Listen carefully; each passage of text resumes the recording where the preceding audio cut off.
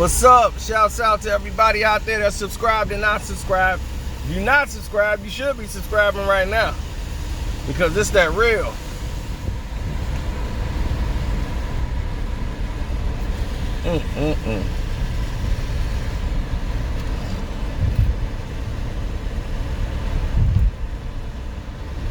This is nuts. It's amazing how after 50, 60 years, people can't even see they've been marginalized. They can't even understand the fact that they've been held back. They don't even know. It's like, are you serious right now? You don't see it? They've taken everything from you. Everything. And you can't do anything about it. They've taken it all from you.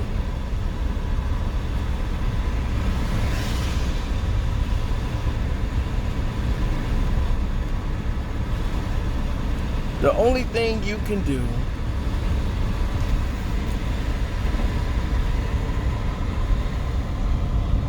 is to try to educate yourself. Every day they show you they can do whatever they want, and you just accept it. This is why I say you can do nothing about it, because you don't want to. Michelle Beadle, right? And I have no problem with Michelle Beadle. I don't. I have no problem with Michelle Beadle whatsoever. The Beadle has been doing her thing for years. She knows she can say and pretty much do whatever she wants. That's why she's always been on top. Because she knew she had a safety net.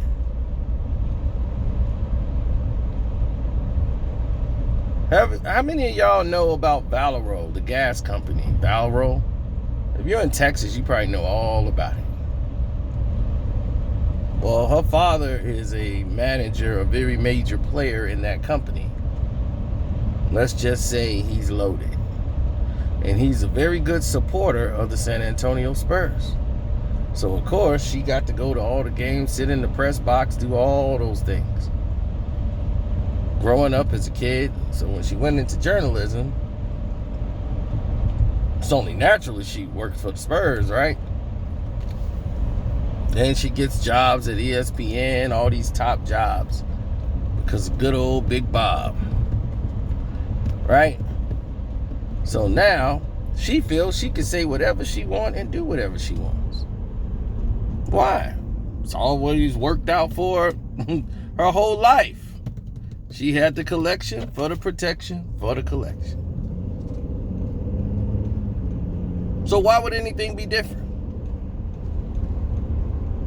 No ESPN colleague is supposed to talk about another colleague, right?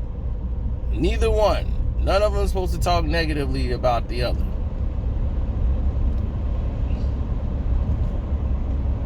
Not allowed to do it. It's part of company policy. Meanwhile, she comes right out and bashes Stephen A. Smith for what she called defending Ray Rice.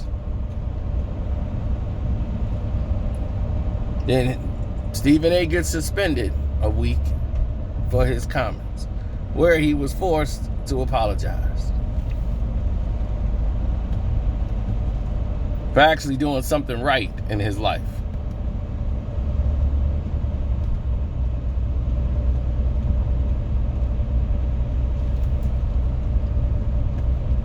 Now,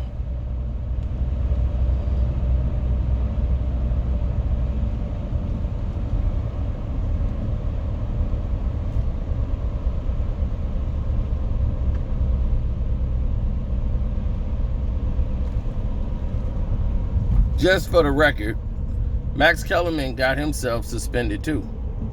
He wasn't even on First Take yet when that happened. But he got himself suspended because he came out and said, yeah, I, hit my girlfriend. We weren't married at the time. She was my girlfriend. I popped her once. We had an incident. went upside her head a little bit. But he grew from it. And he was trying to bring out a point of how, he grown from that and how we shouldn't write Ray Rice off because of that. And ESPN suspended him too. So,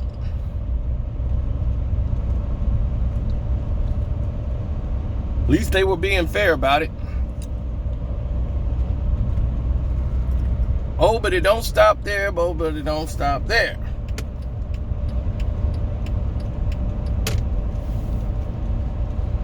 The beat kept going on.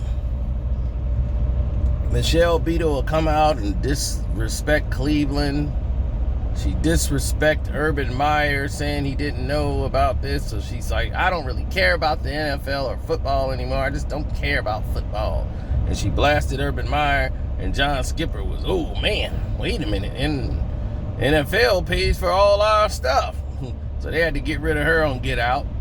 They wanted to get rid of her on NBA Countdown because nobody liked her. She was too opinionated. It was all about her. There was rumors made up about her. A lot of people didn't like her privilege that she was getting. She was getting a lot of it. And they didn't like that. So because of that, other people who felt they should have got that privilege, because, hey, hell, they white too. So they made up lies about her, said she tried to sleep with him, said drunk at a party. She claimed that never happened. But people vindictively didn't like her at ESPN, which was true. Beadle said how she felt. I didn't have a problem with it. I have a problem with it at all.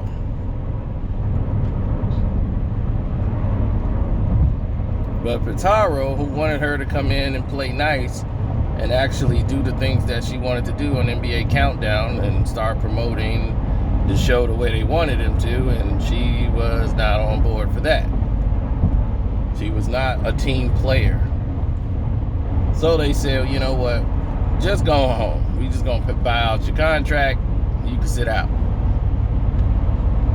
So she basically sat out for these 2 years because, hell, she was being paid. It's not like she's not already rich, but who would hire her? Fox don't really want her. There's no need for no 40-year-old blonde reporter anymore. We got all these young 20-year-olds coming in. What the hell you need with her? Right? Well, here comes the Beadle once again. The Beadle, now that her deal is over, her non-compete is over, all that stuff, she can go out and do what she wants to do. Beadle is going to be working for what?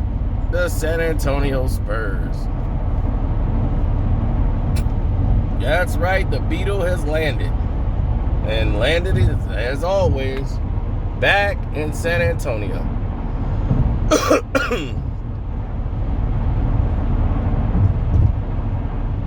Her home.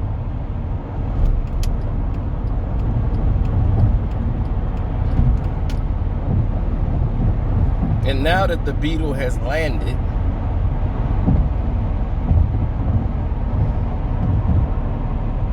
let's look at the gist of the whole picture. Michelle Beadle got the job because of Daddy. See, that nepotism go long way.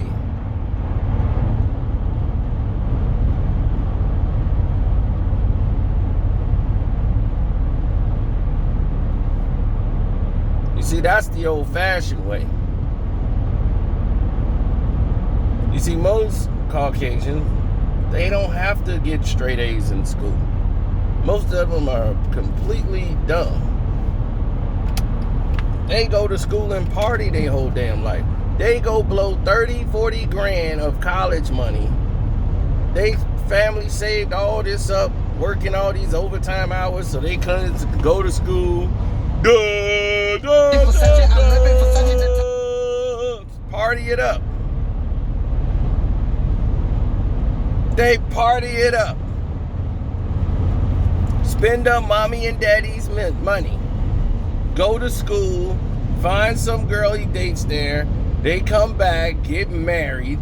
He gets a job working at dad's plant. How many fathers you know got their son working with them because their son was a screwball?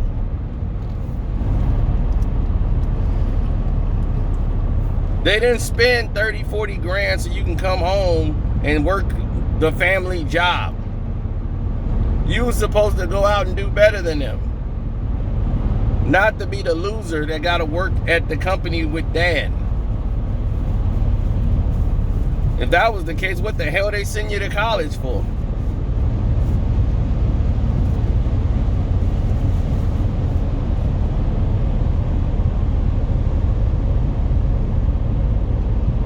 You see how this all hits home?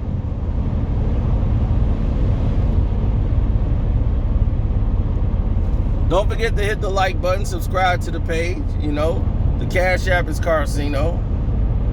24/7, we don't sleep.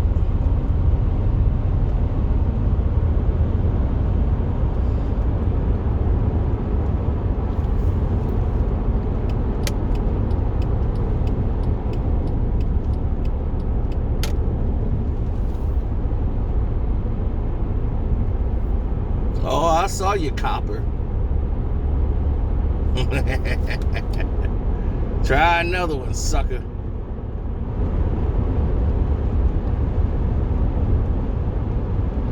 Now, like I was saying, gotta get up earlier than that, cop. Can't hide behind a truck and think you're gonna pop me off. I'm on to that game, sucker. I've been driving on this road a long time. So they call me Chicago Wind. I just left you hanging in the breeze. Sucker. Now, Michelle Beadle. She was the only one that really was in Rachel Nichols' way when it came to the NBA. But Michelle Beadle didn't want it. She didn't need it. She was just like, whatever. Just pay me my money. I'm not here for the games. That's what I liked about the Beadle, because they was all against the Beadle. She said her mind because she knew, look, F you, I got daddy money. What? I live in Encino, California. I got a big mansion. I get paid damn near $5 million a year. What? Pay me. John Skipper loved her. He was all doped up, but he loved her. She didn't get in the way of his stash, so he was great.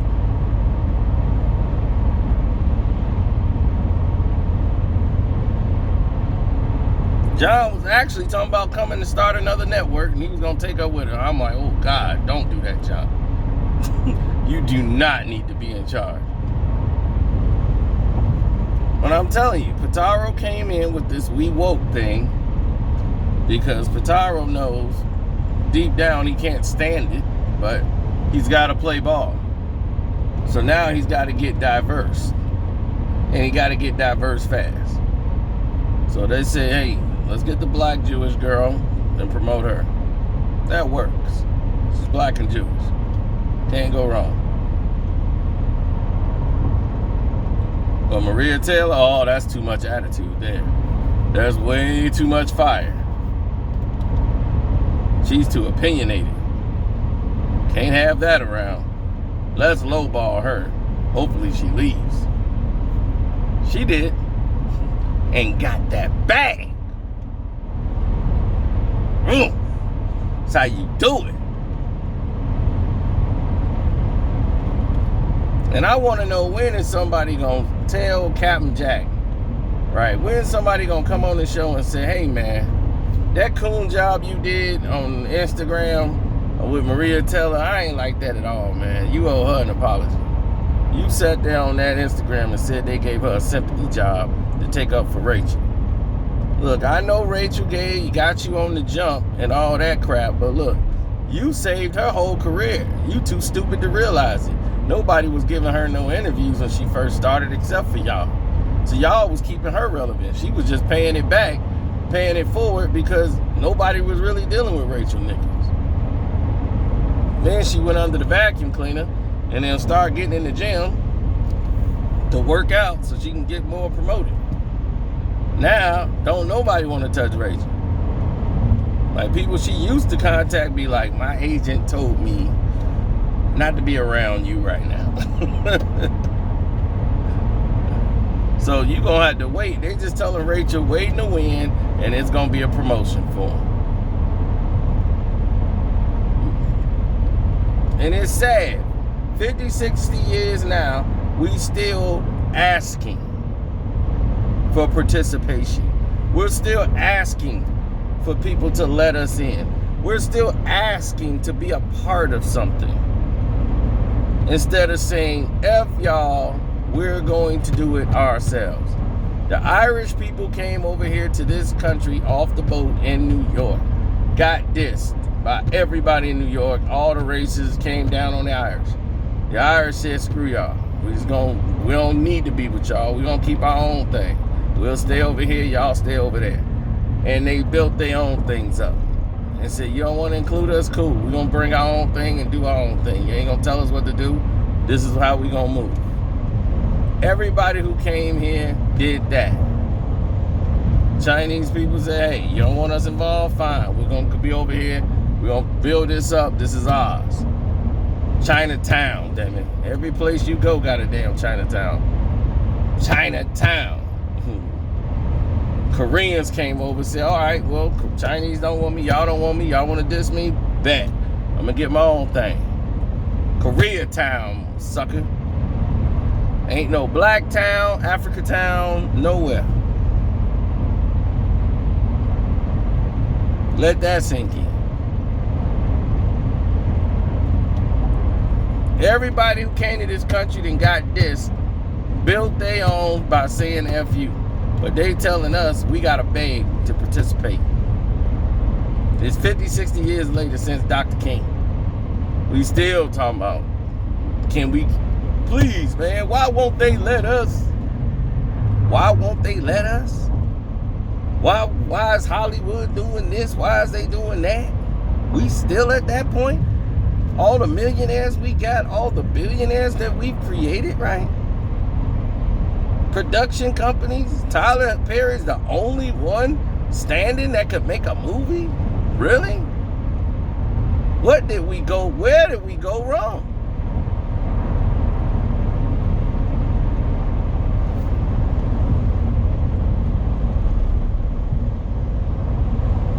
So you can't be mad at Michelle Beadle. She's doing it the really old-fashioned way. She inherited it.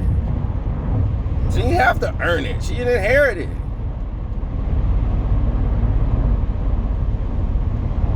She got the hookup. So she could basically tell ESPN, screw you. I'm going to get paid millions and there's nothing you can do about it. And if you don't like what I say, tough. And now they had to eat it. And now, because they know old Big Bob, he swings a big stick in the NBA. Especially with the Spurs. Remember, the Beadle told you, her top favorite teams in NBA history are the Spurs, the Spurs, the Spurs, the Spurs, and the Spurs. Those are her top 5 NBA championship teams of all time. Spurs, Spurs, Spurs, and Spurs. She ain't letting none of that go. Is San Antonio a bust?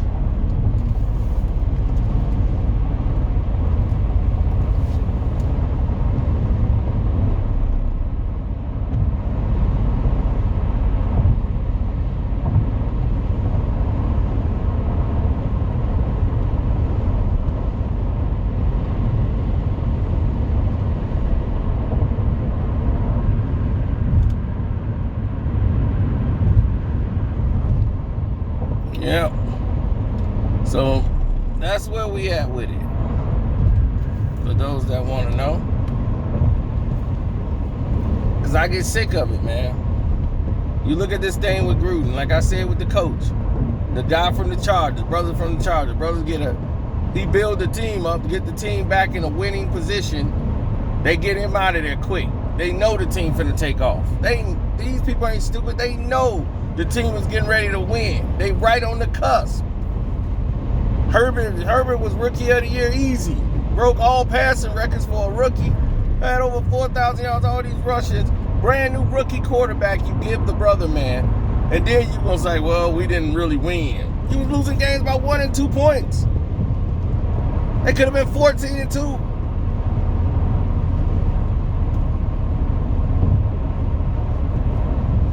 Now y'all winning games by 1 point. This coach has brought nothing new to the table. Only thing that y'all did was replace the brother man who helped build this team. Players came over here to play for that coach.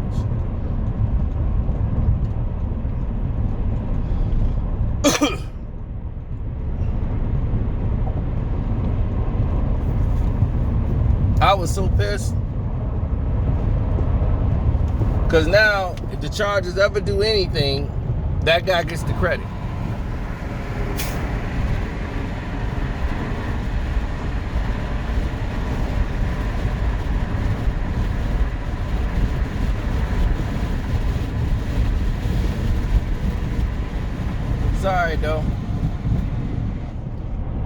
Sorry though, we'll get it fixed. It is all right though. Yep, because we all begging for inclusion. Everybody want to get into assimilation. Everybody wants to be a part of something, but don't want to participate in nothing.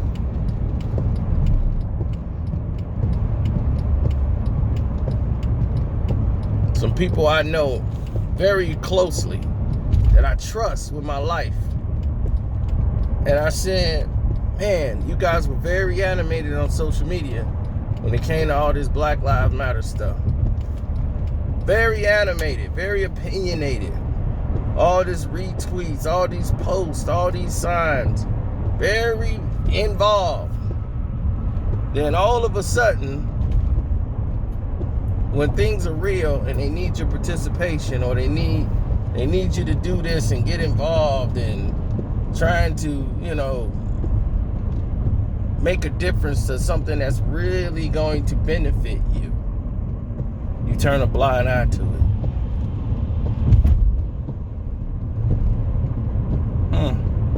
It's weird.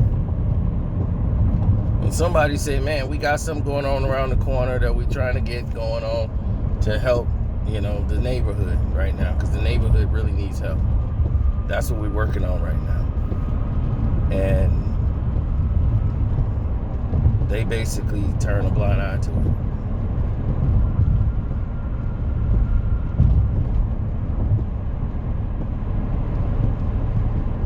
So, it is what it is. But as long as people are turning blind eyes to situations, you're going to always have this type of circumstances. This is why we're not in control of media. We have nothing. Black media doesn't even exist.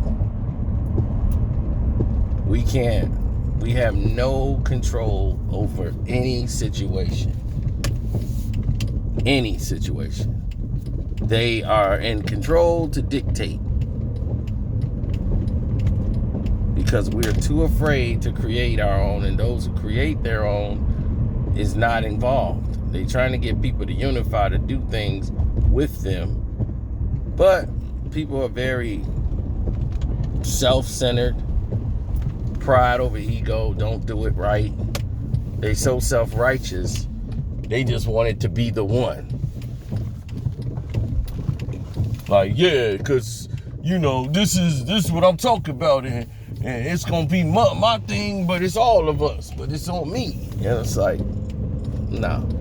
When you get those self-righteous people, you can almost tell you're going to have problems right in the beginning because their ego is already on 2,000. And they're not about the unity. They don't see it. They just want to get some money. That's all they want to do. Anybody can make money. And it's fun to make money. Trust me, it's a lot of fun being able to do what you want to do when you want to do it. And for the past 6-7 years, I've been able to do what I want to do, when I want to do it, how I want to do it. So it's not, making money is a very good thing. You get to take care of a lot of responsibilities. A lot of people love that, to be able to take care of their families. But it's about not just getting the money, it's the responsibilities of matter? The meaning. Don't you want your life to mean something? Everybody can make money. If that's all you've done with your life is make money, what have you really done? So I'm saying all these people who've made all these hundreds of millions of dollars, what have you really done? And they keep talking about LeBron did this and that. LeBron did all of that to keep you guys saying it. But all of it is self-centered. His entertainment companies and all this stuff is self-centered. Like I'm saying, he's just doing it to try to get a quick buck. Space Jam 2 was nothing but a prop movie to promote a whole bunch of other movies and titles that they have. Propaganda garbage. It was ridiculous. But this is what when you pay all this attention and get sucked into marketing and promotion, and they grab your kids' minds and brains, this is where you end up. They push you in this direction. They say, hey, this is where you need to be. And this is where we're pushing you. We want you to go here.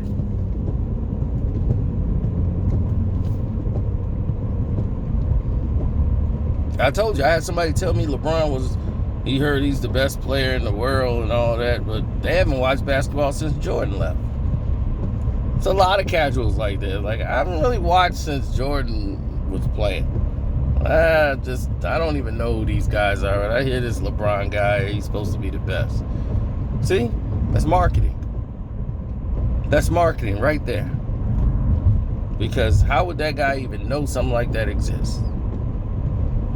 If the way they do sports media now, which is basically all opinion based and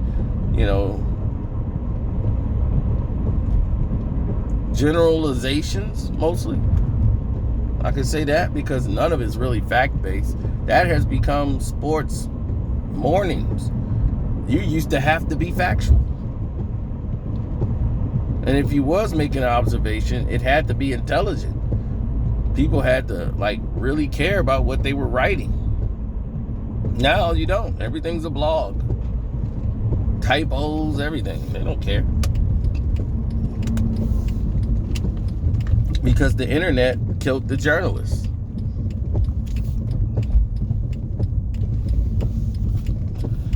The conspiracy theorists won.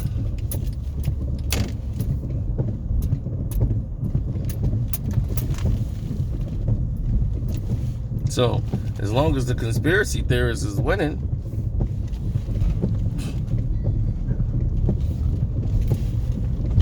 why would they pay you all this money? To be right.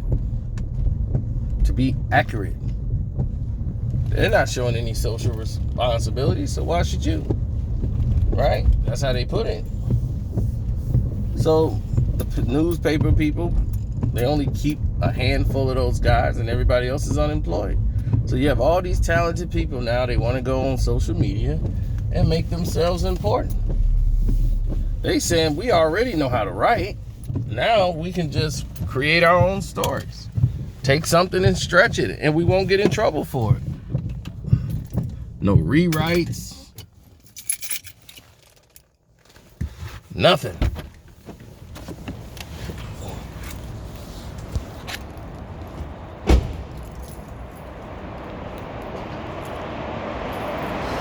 Because they got you.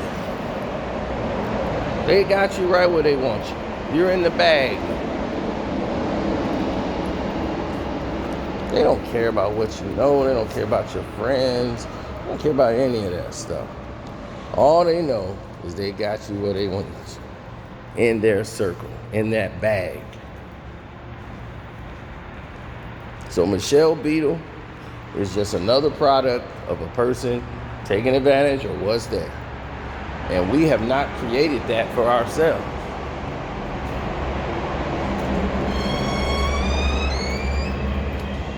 We still begging and asking and pleading and crying, waiting on handouts, crying because somebody didn't give us some, talking about we need our reparations.